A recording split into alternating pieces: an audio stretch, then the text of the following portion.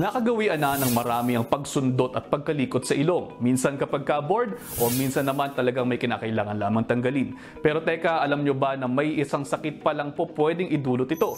Hindi harmless ang pagsundot ng ating mga ilong ayon yan sa ilang mga pag-aaral. Pero lumalabas din na maaaring maging sanhi ito ng matinding karamdaman tulad na lamang ng Alzheimer's disease. Nangyayari ito kapag ka nadadamage ang ating mga nasal mucosa o yung lining ng ating mga ilong. Dahil dito, mas madaling maabot ng mga pathogens ang ating mga utak sa pamamagitan ng ating olfactory nerve. Isa sa mga uri ng bakterya na maaaring maka-infect sa atin ng Chlamydia pneumoniae na karaniwang nagdudulot ng sakit na pneumonia. Ang nose picking naman po ay maaari ding magdulot ng pamumuo ng amyloid beta protein o tinatawag ding Alzheimer's plaque. Posibleng makaranas dito ng memory loss, language problems at unpredictable behavior, ilan sa mga sintomas na nakikita sa Alzheimer's disease. Sa sakit na ito, lumiliit at nadamage ang brain cells ng pasyente. Karaniwan ang sakit na ito sa mga edad 65 pataas.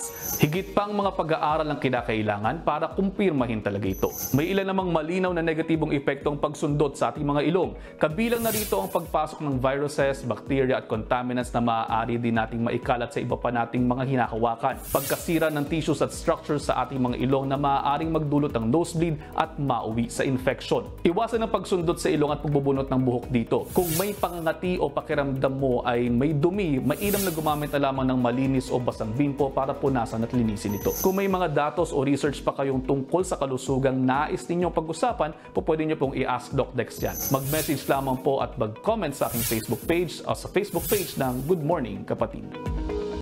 Mga kapatid, Justin Quirino po. Masayang kwentuhan at makapulahang informasyon ang hatid namin tuwing umaga. Kaya mag-subscribe na at mag-follow sa social media pages ng News 5.